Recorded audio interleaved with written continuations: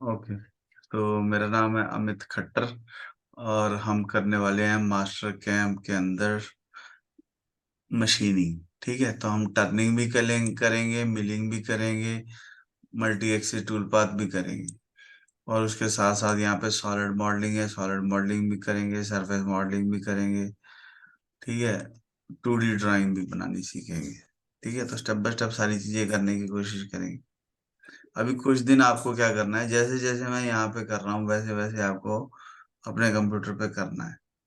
ठीक है, ताकि आपको ये समझ में आ जाए कौन सी चीज कहाँ पड़ी हुई है। Okay sir. और जब वो समझ में आ जाएगा तो उसके बाद हम अपने अपने लॉजिक लगा के, मतलब आप सबको छोटी सी एग्जांपल अगर मैं दूं, आपको मेरे घर में आके चाय बनानी है, तो मैं आपको बता रहा हूँ कि यहाँ पे ये पड़ा है, यहाँ पे ये पड़ा है, यहाँ पे ये पड़ा है। ठीक है, एक बार आपको पता लग गया फिर आप जो मर्जी बनाते रहना। ठीक है, तो जब भी हम मास्टर कैम्प खोलते हैं तो हमारे पास यही स्क्रीन नजर आती है। ये हो सकता है कि हमारे को यहाँ व्यू में जाके ये एक्सिस और कोऑर्डिनेट सिस्टम नजर ना आ रहे हो, तो व्यू में जाओ, एक्सिस और कोऑर्डिनेट सिस्टम ऑन कर लो। ठीक है, तो हम इसको ऑन कर लेंगे। इससे फायदा क्या होता है कि ये हमारे को ये जो पॉइंट है ये 0 0 पॉइंट है, ये देखो एक्स वाई जेड नीचे दिखा रहा है, ये एक्स कौन सा, वाई कौन सा, जेड कौन सा। ठीक है, तो ये 0 दिखा रहा है हमारे को।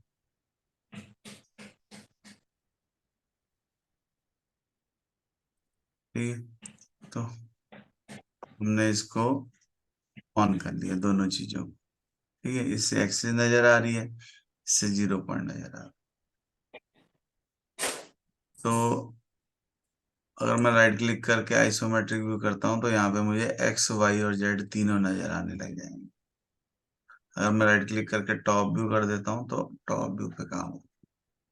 ठीक है, जितने भी सॉफ्टवेयर हैं हर एक सॉफ्टवेयर में एक कोऑर्डिनेट सिस्टम होता है, ताकि हमारे को ये पता लगे कि टूल किस डायरेक्शन से आएगा।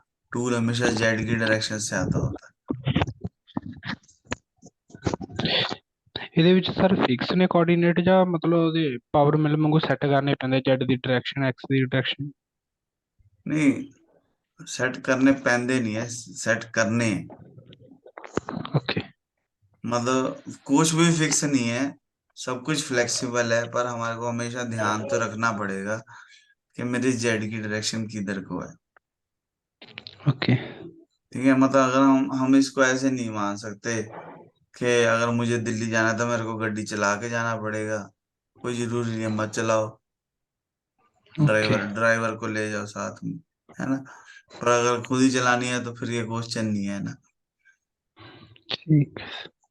ठीक है, तो हम बनाना चाह रहे हैं,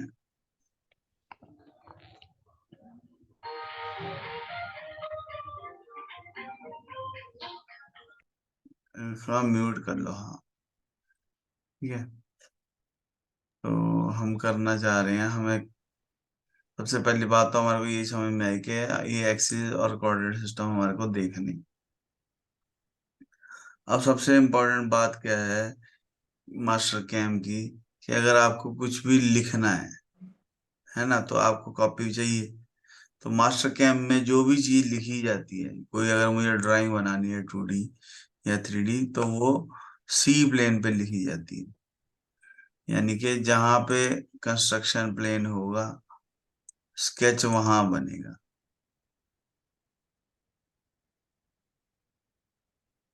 ठीक है, तो अगर सी प्लेन को अगर हम फ्रंट कर देंगे तो जो भी काम होगा वो फ्रंट प्लेन पे होएगा।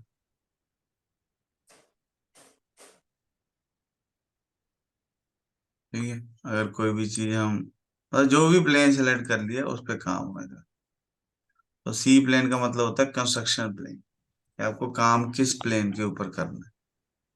तो मैंने कहा जी मुझे कंस्ट्रक्शन प्लेन के ऊपर काम करना है, तो यानी कि ये जो हम ड्राइंग बनाना चाहते हैं हम सी प्लेन पे बनाएंगे। ठीक है, तो हमेशा ड्राइंग बनाने से पहले ध्यान रख लेना है कि प्लेन कौन सा सिलेक्टेड है। ठीक है। ठीक है, अभी ये जो फाइल खुली हुई है ये मैट्रिक वाली फाइल खुली हुई है, ये देखो सबसे नीचे कॉर्नर में दिया हुआ है मैट्रिक लिखा हुआ आ रहा है। यानी कि जो भी चीज बनेगी वो में बनेगी। तो अगर हमारे को जाना है बाहर, है ना, कनाडा जाना है, ऑस्ट्रेलिया जाना है, तो हमारे को इंचेस में काम करना पड़ेगा। तो यहाँ पे फाइल में जाएंगे, कॉन्फ़िगरेशन में जाएंगे, कॉन्फ़िगरेशन में जाके यहाँ पे ना इंचेस कर लेंगे, ओके कर देंगे, तो वो इंचेस में काम होना शुरू हो जाएगा। ठीक है, अब ये इंचेस में कन्वर्ट हो गया। अगर आपको मिलीमीटर में काम करना है तो कॉन्फ़िगरेशन में जाओ, यहाँ से मिलीमीटर कर दो। ठीक है, तो अब ड्राइंग बनाने से पहले यूनिट चेक जरूर कर लेना, नहीं तो बाद में वो स्केल छोटा बड़ा हो जाता है, तो फिर वो दिक्कत आएगी। ठीक है, तो इसलिए पहले ही हम ध्यान रख के बना लेंगे। ठीक है, तो अब मैंने इसको राइट क्लिक करके टॉप व्यू कर दिया, तो वो सीधा हो गया। अब मैं ये ड्राइंग बनाना चाहता हूँ। पहले हम इस ड्राइंग को 2D में बनाएंगे, फिर 3D में बनाएंगे, फिर हम इसका प्रोग्राम बनाएंगे। तो हमारे को सबसे पहले दिख रहा है 108 बाय 90 का एक रेक्टेंगल। तो यहाँ पे वायर फ्रेम में सारी 2D की कमांडें होती हैं। यहाँ पे देखो रेक्टेंगल है, एंकर टू सेंटर, यानी कि सेंटर से चारों तरफ बने। अगर इसको बंद कर देते हैं तो एक कॉर्नर में बनता है, हमने इसको ऑन कर लेना है, एंकर टू सेंटर। ठीक है, तो ये हमारे को पता है 108, और ये पता है 90। तो 108 बाय 90 का रेक्टेंगल बन गया। जितनी देर ये सियान कलर का है उतनी देर में इसको मॉडिफाई कर सकता हूँ। अगर एक बार मैंने इसको ओके कर दिया तो ये ब्लू हो गया, तो ब्लू को नहीं मैं मॉडिफाई कर सकता, इसको डिलीट करके ही ठीक करना पड़ेगा अगर कुछ भी मॉडिफाई करना है। मतलब एक तरीके से ये ऑटो कैड की तरह चलता है, सॉलिडवर्क्स की तरह नहीं चलता। ठीक है, जैसे ऑटो कैड की ड्राइंग होती है वैसे बनाते हैं। दोबारा बनाता हूँ। हमने क्या किया, नई फाइल खोली, नई फाइल खोल के एक रेक्टेंगल लिया, वायर फ्रेम में जाके रेक्टेंगल लिया, 108 बाय 9 का, एंकर टू सेंटर ऑन है, यहाँ पे क्लिक करो, लेंथ दे दो 108 90। ठीक हो गया। उसके बाद अब मुझे एक सेंटर में लाइन ही चाहिए। ठीक है, तो लाइन कमांड लेंगे, यहाँ पे ऑप्शन है टू एंड पॉइंट, तो दो एंड पॉइंटों पे क्लिक कर देंगे। अब यहाँ पे दो टिक हैं, इसको टिक करते हैं तो वो अप्लाई हो जाता है, इसको टिक करते हैं तो कमांड खत्म हो जाती है। तो पहले हमने अप्लाई कर दिया क्योंकि मुझे एक लाइन और लगानी है। ओके कर देंगे तो कमांड खत्म हो जाएगी। ठीक है, मैंने दोनों साइड सेंटर में लाइन लगा ली। उसके बाद मेरे को ये 18 का रेडियस मारना है 13.5 से। तो यहाँ पे ऑफसेट की कमांड है, ऑफसेट एंटिटी 13.5, इस लाइन को इधर। क्यों ऑफसेट किया, क्योंकि हम ये 18 का रेडियस मारना चाहते हैं। तो सर्कल में जाओ, 18 का रेडियस, सेंटर पॉइंट बता दो, ओके करो। इस लाइन का काम खत्म हो गया, इसको डिलीट कर। यहाँ से 27 है, 13.5, तो ऑफसेट करेंगे 27, इस लाइन को इधर। ठीक है, और सर्कल कितने का है, रेडियस 13.5 का, सेंटर पॉइंट पे क्लिक करो, ओके। इस लाइन का काम, जिसका काम खत्म हो गया उसको डिलीट कर दो। हम चौथा हिस्सा बनाएंगे, 1/4 बना के उसको मिरर कर देंगे चारों साइड। ठीक है, अब मुझे ये वाला सर्कल बनाना है, 22.5 रेडियस दिया है, ये वाला। तो यहाँ पे ऑप्शन होती है आर्क टेंजेंट। आर्क टेंजेंट में हमारे पास आर्क टू एंटिटीज है। कितने का रेडियस है, 22.5 का। दोनों सर्कलों को सिलेक्ट करेंगे, ओके कर देंगे। ठीक है, फालतू की चीज को हम डिवाइड कर देंगे। जैसे सॉलिड वर्क्स में, ऑटोकैड में ट्रिम की कमांड होती है, यहाँ पे डिवाइड होती है। ठीक है, जो चीज नहीं चाहिए डिवाइड लो, जहाँ पे क्लिक कर देंगे वो उड़ जाएगा।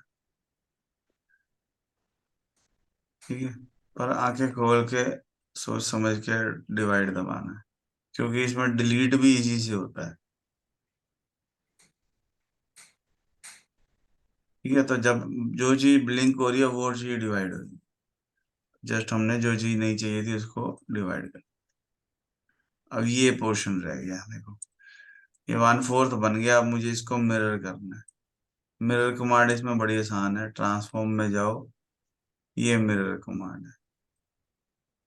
ठीक है, पूछ रहा है हमारे से सिलेक्ट एंटिटी टू मिरर, तो मैंने तीनों को सिलेक्ट किया, एंड सिलेक्शन। ये देखो ये एक्स में हो रहा है, वाई करेंगे तो वाई में हो रहा है। अगर एक्स और वाई बोथ कर देंगे तो दोनों में एक ही बार में हो जाएगा। हम्म। ठीक है, तो एक्स और वाई हमने सेलेक्ट किया, ओके कर दिया, तो वो बन गया। अभी ये रेड और पिंक क्यों हो गया? क्योंकि हमने कोई चीज मॉडिफाई की है। तो जब भी मॉडिफाई करते हैं तो ये कलर चेंज करके दिखाता है कि आपने कुछ मॉडिफाई किया है, तो कोई बात नहीं। राइट क्लिक करो, क्लियर कलर कर, राइट क्लिक करो, आइसोमेट्रिक व्यू करेंगे तो ये हमारे को ड्राइंग दिखाने लगी। अब इसमें एक टॉप व्यू। ਸਾਰੇ हाँ, ਸਰ ਇਸ ਮੂਵ ਤਾਂ ਨਹੀਂ ਹੁੰਦਾ ਜਿੱਦਾਂ ਸੋਲਿਡ ਵਰਕ ਚ ਹੋ ਜਾਂਦਾ ਵੀ ਬਿਨਾਂ ਡਿਫਾਈਂਡ ਕੀਤੇ, ਜਿੱਦਾਂ ਕੋਈ ਚੀਜ਼ ਹਿਲਦੀ ਤਾਂ ਨਹੀਂ ਹੋਣੀ? नहीं नहीं नहीं, ऑटो कैड की तरह ये मूव नहीं होता है इसमें कुछ भी। ਓਕੇ, ਸੇਮ ਆਟੋ ਕੈਡ ਹੀ ਇੱਕ तरह ਦਾ। हाँ, ठीक है, अब मेरे को इसको बार वाले को 15 एक्सट्रूड करना है, इसको 45 एक्सट्रूड करना है। तो सॉलिड में जाके इसको एक्सट्रूड कर सकते हैं। डायरेक्शन चेंज 15, और यहाँ पे ना चेन है, चेन का मतलब है वो टेंजेंट अपने आप ले लेगा सारा। और इसको हमारे को करना है एक्सट्रूड, 15 हमने कर दिया, 35, 45 -15, ठीक है, 30। एड बॉस कर देंगे ताकि दोनों बॉडी जो हैं वो एक सिंगल बॉडी में कन्वर्ट हो जाए। ओके, ठीक है, ये जितनी भी लाइनें नजर आ रही है मुझे, अब लाइनों का तो काम खत्म हो गया। तो यहाँ से ऑल वायर फ्रेम एंटिटी करेंगे तो सारी लाइनें सेलेक्ट हो जाएंगी। अगर यहाँ से ऑल सॉलिड कर देंगे तो सारे सॉलिड चीजें सिलेक्ट हो जाएंगी। तो जो चीज देखनी है उसको रख लो, जो चीज नहीं देखनी है उसको सिलेक्ट करके होम में जाके ब्लैंक कर दो। ठीक है, तो ये मेरे पास मॉडल बन ड्राइंग बन गई है। ठीक है, वो मॉडल तो मैं सिर्फ दिखाने के लिए मैं बना रहा था, उसकी जरूरत नहीं है अब। ठीक है, राइट क्लिक करोगे आइसोमेट्रिक करोगे तो आइसोमेट्रिक हो जाएगा, राइट क्लिक करोगे टॉप व्यू करोगे तो टॉप व्यू। फाइल को सेव जब हम करेंगे तो इसको यहाँ से एक अच्छी सी जगह बता देनी है कि मुझे कहाँ पे सेव करना है।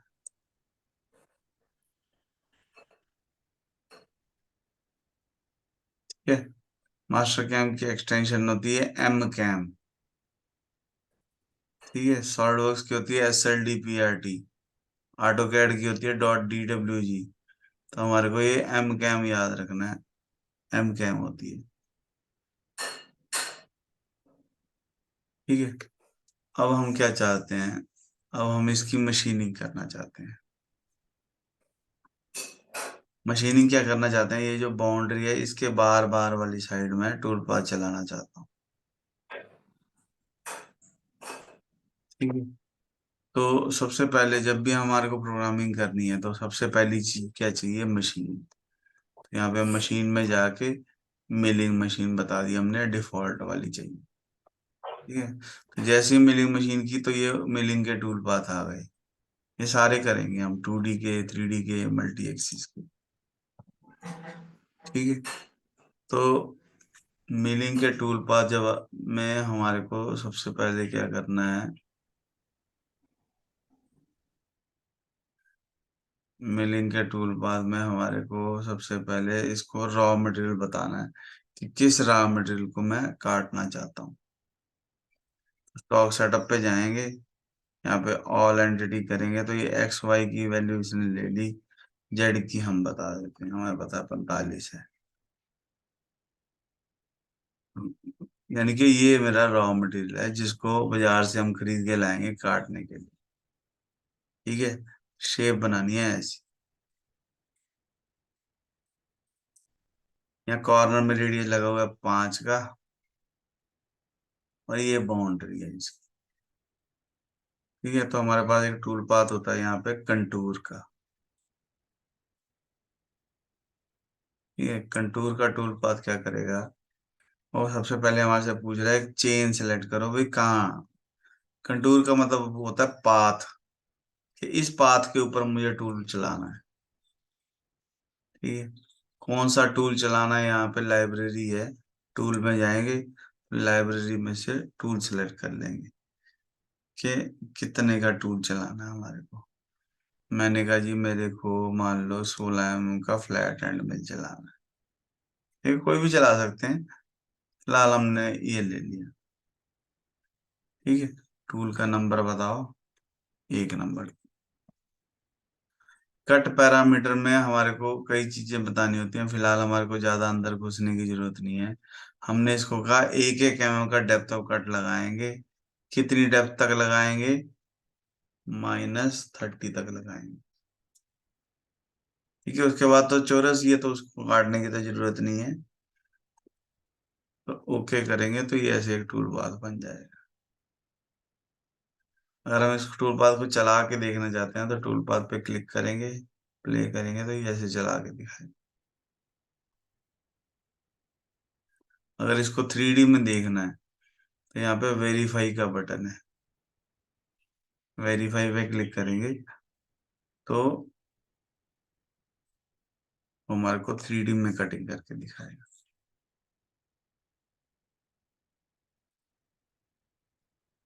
मतलब हमने जो हमारे पास 2D स्केच था उसके ऊपर ऊपर इसको स्पीड थोड़ी स्लो करके प्ले करेंगे तो उसने मोटा मोटा काट दिया, और साइडों में से अभी जगह छूटी हुई है, कोई बात नहीं उसको भी कटिंग करते हैं। फिलहाल तो मैं दिखा रहा था कि मास्टर कैम में वेरीफाई कैसे करते हैं।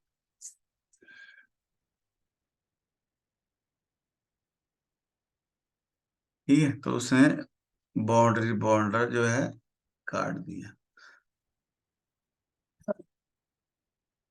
यहाँ पे एक ऑप्शन होती है हमारे पास पैरामीटर में, मल्टी पासेस की। अगर मैं इसको ऑन कर दूं, मैंने कहा जी मुझे 3 पासेस चाहिए 5 5 mm, तो ये एक की जगह 3 पासेस हो जाएंगे, और ज्यादा कर देंगे तो और ज्यादा हो जाएंगे।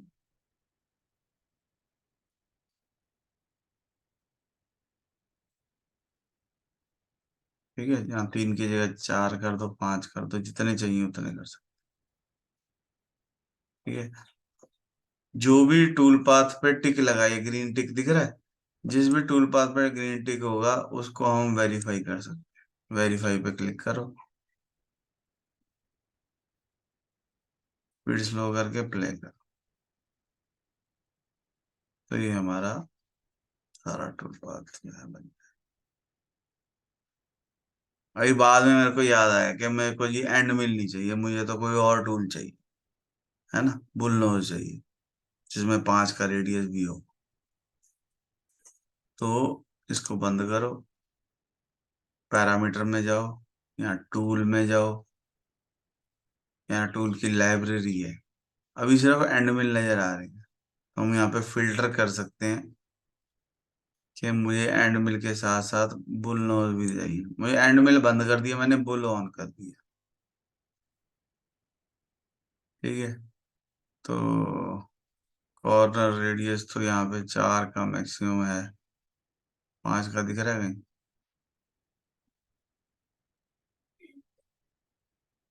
हमने चलो यही ले लेते हैं, 4 वाला ही ले लेते हैं। ठीक है, तो इसको सेलेक्ट करके ओके करेंगे। और जब वेरीफाई करेंगे तो नीचे, क्योंकि कॉर्नर का रेडियस 4 है, तो जब हम इसको वेरीफाई करेंगे सारा,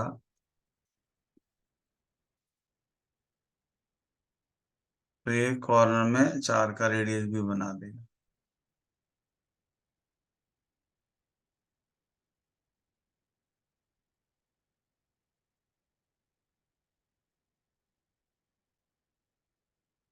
हेलो।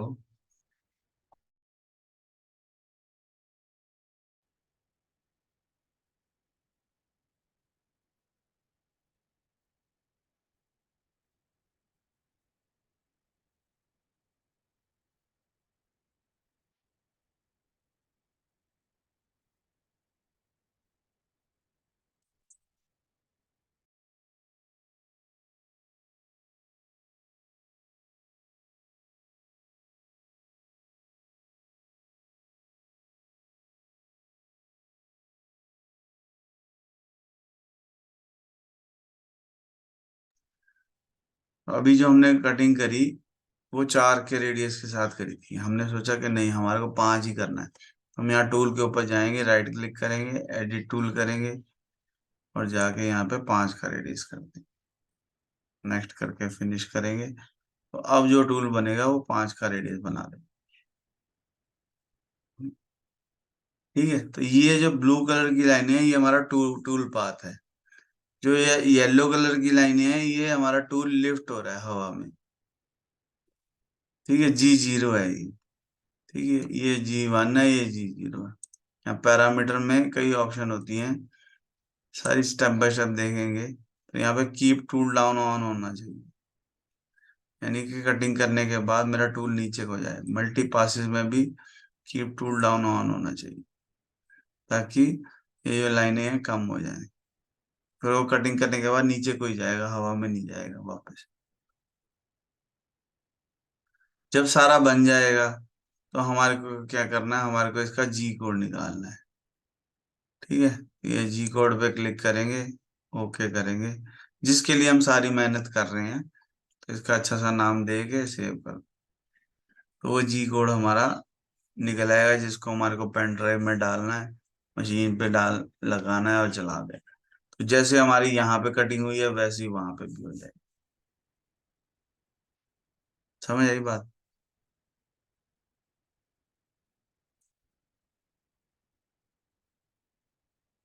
ये हमारा जी कोड जनरेट हो गया, जिसके लिए सारी मेहनत हो गई।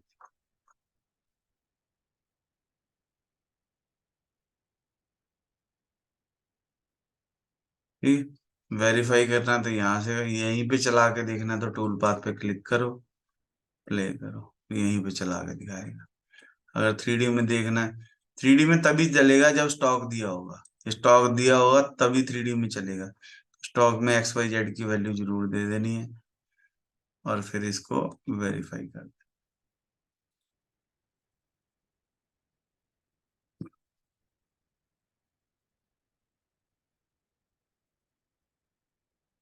ठीक है, बात समझ में आई?